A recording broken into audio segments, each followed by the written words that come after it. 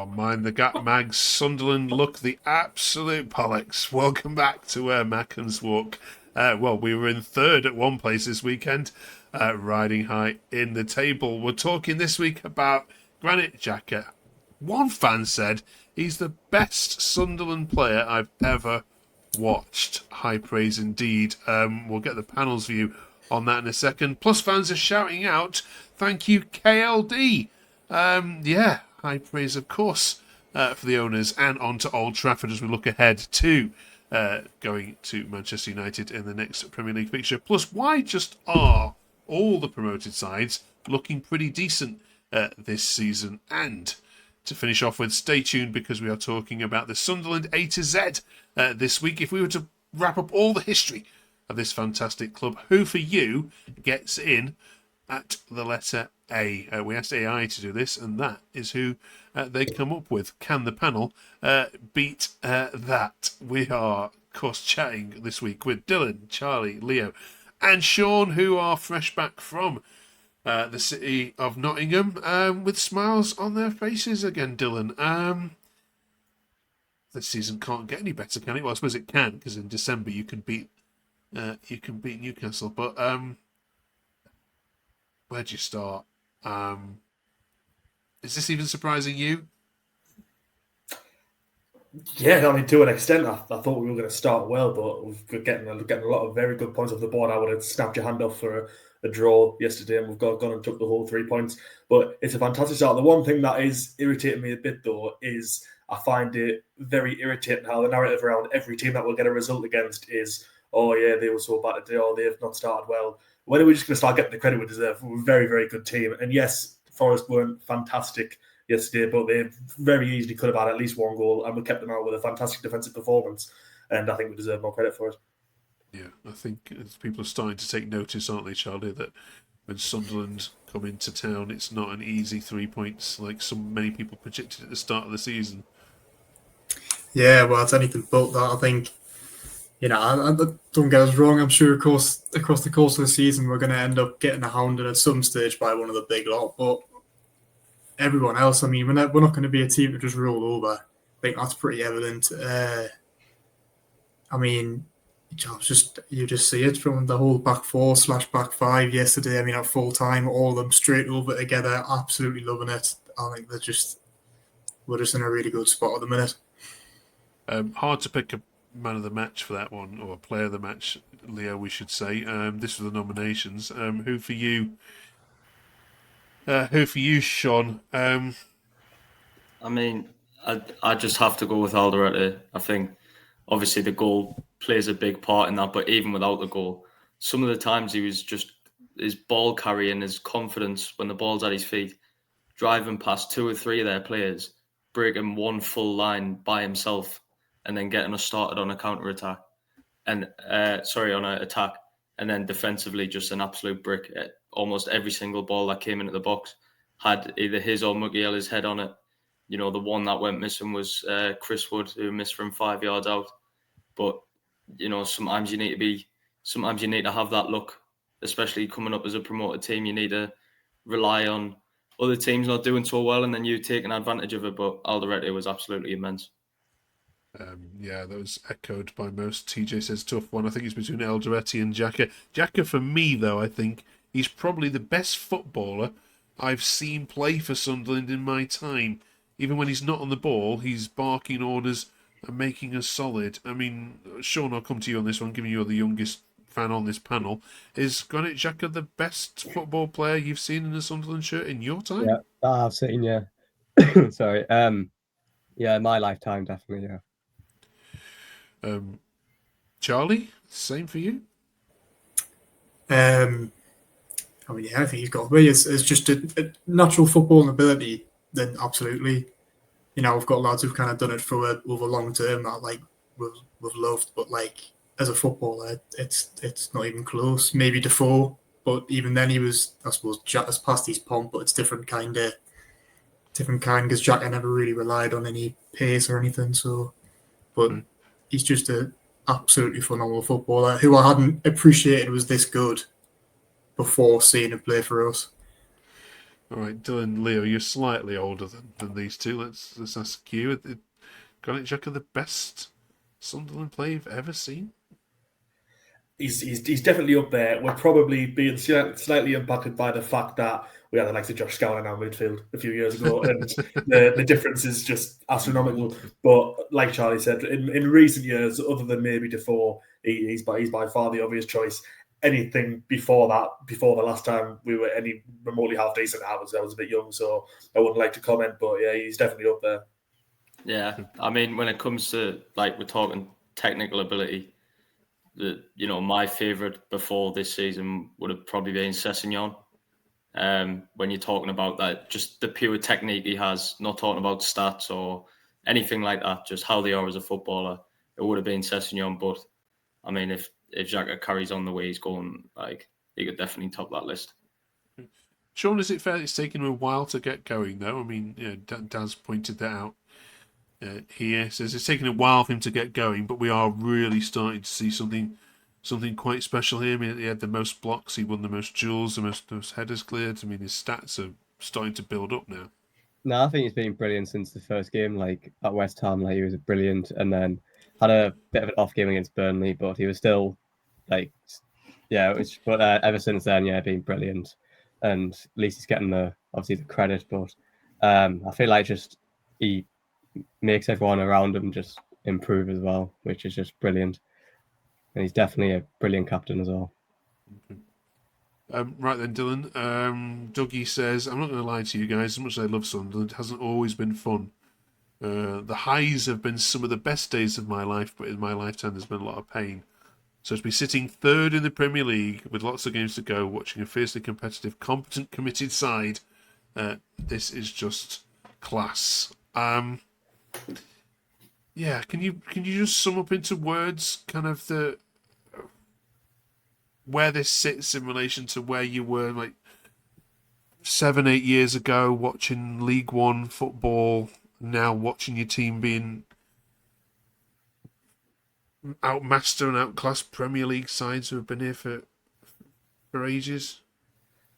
I think the moment in the game that gave me that sort of clarity on just how good it is at the minute was the Villa game at home, because I turned to my dad in the middle of the game and I said, when was the last time that you've seen a Sunderland team go down to 10 men and you're thinking we can get all 3 points here, never mind scrape the draw? Like, just the confidence I had even with one less man on the pitch just made us think of how completely polar opposite to any season we've had in God knows how long. This is especially the last time in the Premier League, because we were just sort of absolutely dogging at it right at the bottom week after week, trying to stay up.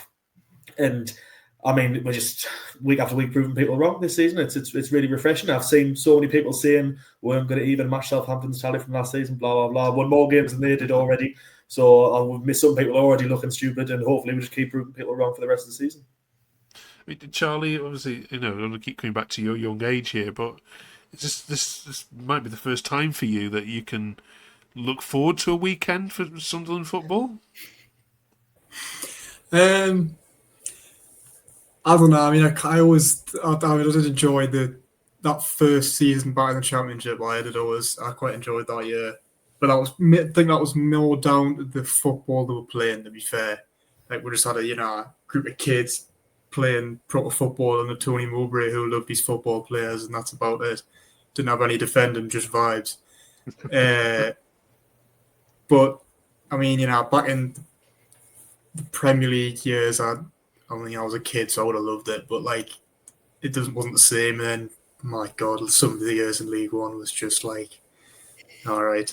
Realistically, I was going to see the lads, not going to the match. That's what I was more bothered about. Like, it was pretty low. So it's quite a nice feeling, I think, being in the European mix in the Premier League.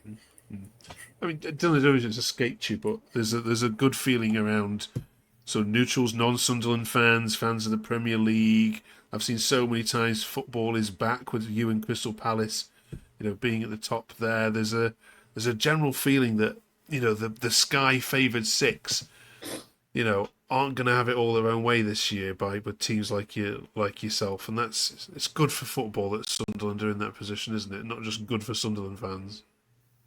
Yeah, no, definitely. This team belongs to the Premier League. Will belong on Sky Sports. I want the 3 o'clock kickoff, so keep us off Sky Sports for all I care. But it's the sort of teams with the fan base we've got and the fighting spirit the team now has. These are the teams you want to see battling away in the Premier League. You don't want to see teams like Sunderland with 35, 40,000 sat in League One, sat in the Championship. We're going to be borderline selling out every week at home now, and it's the sort of club that needs to be as high in the pyramid as possible and as high up the table in that top division. Right then, Leo, let's talk KLD with you, if that's okay, because I know you love the guy. Colin says, KLD, honestly, I criticised you in the past, but I know absolutely nothing. I love you. I love you, my club, the squad, the fans. What an away match performance. Love you all. The pride I feel for our club as City is immense. Thank you. Yeah. Does there need to be more recognition for the job that KLD's done? I feel like at the start of the season there definitely had to be more, but I feel like now people are actually understanding how immense the job that he's done is. With Speakman as well. I mean, there was people during transfer windows of the past couple of years, even in the Championship, calling them out, and I was just sitting there in disbelief. I was like, the thing is with our fan base, there can be a lot that get very entitled very quickly. So I wouldn't be surprised if after there might be a period where we lose 3 games or something, and then it'll be down to the owners and signing all their African players over AFCON again. We'll get to that point again this season, but you've just got to look at the team that we've got, the players that we've got, the level they are, like Dylan said, really, really competing, and majority of the time better in these established Premier League teams. Like, I don't think any other name that we could have got at League One at that point could have got us to this point after such a short time, really, in football. If you look at a 2-league progression, 4 seasons, like that's barely no time at all. And now we're right up here and really making a name for ourselves in the Premier League again. Does anyone here want to admit they were wrong about KLD? I never went against them. I never once dealt with it. I don't understand why anybody did, to be honest. But well, I mean, no, I can see why people were frustrated at times, especially when they were very tight with the purse strings. But I always had the impression that there was a bigger plan in place, and when we did eventually get up, all of that was being done so that we could spend to our fullest ability. And they have gone and done that this summer. Had they not done that, then maybe you can accuse them of being a bit tight. I know there was whispers that maybe people thought he didn't have as much money as initially let on, but he backed up the promises that he's made. He's got us up, and I think the whole being tight with the purse strings was all leading us to this season, and I think it's been a perfectly executed plan. So I think they've probably earned back the trust of anybody who's ever doubted them over the past few years. Okay. John? Yeah, I try to say I've never really doubted him, to be honest. Like, the only frustrating bit was like the lot of strikers that were signing when obviously we had the injuries, or like obviously 23-24 season when we just had Mason Burstow and Louis Amir. So, but yeah. Okay. Right, the next fixture then, after of course this one, is a trip to Old Trafford, which, Leo, some fans, not Sunderland fans, are saying that actually Sunderland as the away side are the favourites in this game, and that's just testament, isn't it, to how far you've come. Just go to Old Trafford and get something, can't you? Yeah, I mean, if you told me that we were going to this game and a lot of people were backing us as favourites 1 year ago today, I would have took you to a mental hospital. I don't really understand this. I don't really get this type of feeling that I've got. It's so weird to even put into words. Like, I'm looking at our fixtures, and over the next 4 or 5, I would say Chelsea's the only one where I'm looking like, okay, we're probably not going to win that game. But then every other one I'm looking at like, we've got a chance against them, or we can get a result against them, or we can even get a win against them. Like United, the situation they're in, any team can take advantage of that at any time. Then we've got Wolves at home next week, who are in dire form. It's just looking like it's going to keep continuing. And don't get me wrong, like we haven't had the strongest schedule of teams so far. We've played 4 of the bottom 5 teams.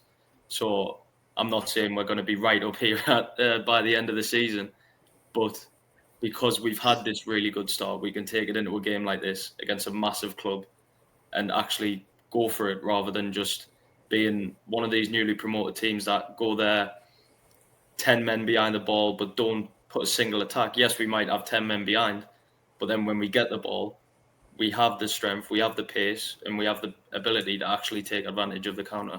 So I'd never think I'd say this, but I'm confident we can get a result. Just wait till David Moyes and Jordan Pickford visit at the start of November. Then you can. Then we'll see. Right, little quick question for you. Back in the Championship, I don't know if you've noticed, but there is news this week that the EFL are considering expanding the playoffs to 8th place in coming seasons. Charlie is obviously someone who's been there. Do you find that laughable? Absolutely ridiculous. Like, they do something similar in the National League, don't they? I think it's so stupid. Like, I mean, they've not already got enough games to televise on Sky in the Championship. Every team plays 46 games. They don't need more.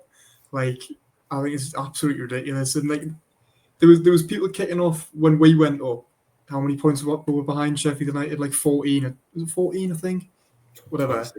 24. How many points behind were 8th place, and they could theoretically then go up? Yeah. Like, that's ridiculous. That's a step too far, really. Yeah.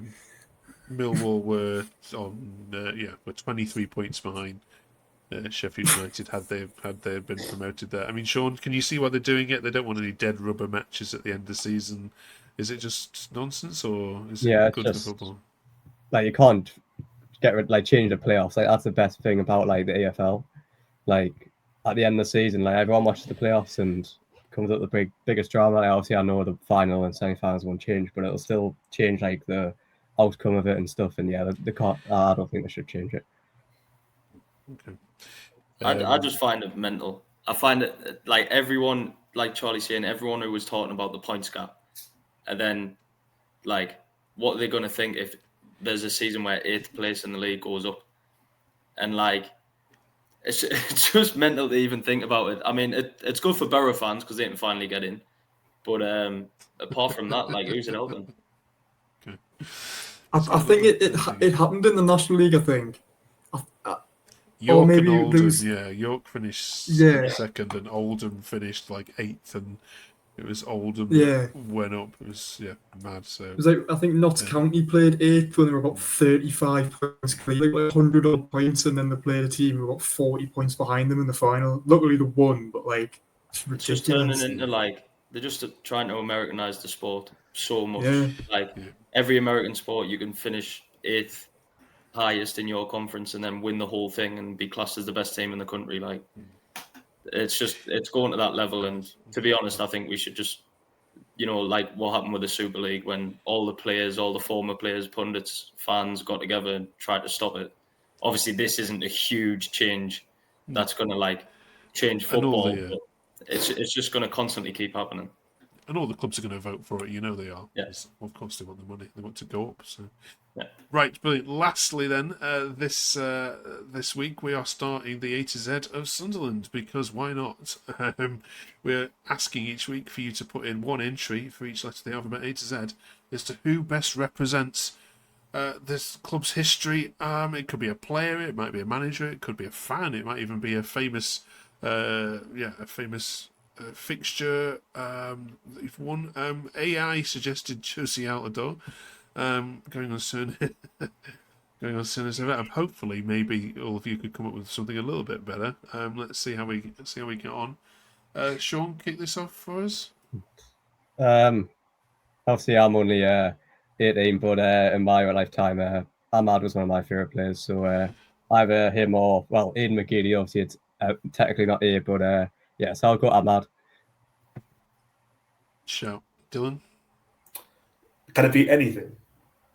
Anything. As long as anything, then I would say Academy of Light, because that's everything positive that's getting done is all built from there, where all the young players getting developed, where the first team training. I'd say the Academy of Light has been a big staple of everything good and obviously bad at some points that's gone on at the club, and it's produced some great players.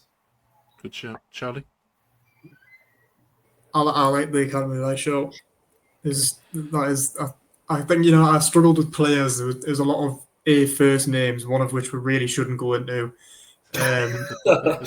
Um, and then Ahmad's good shout, but I'll let the academy one because I think we'll have a lot of players, so I think that's a good different one. In there. Leo?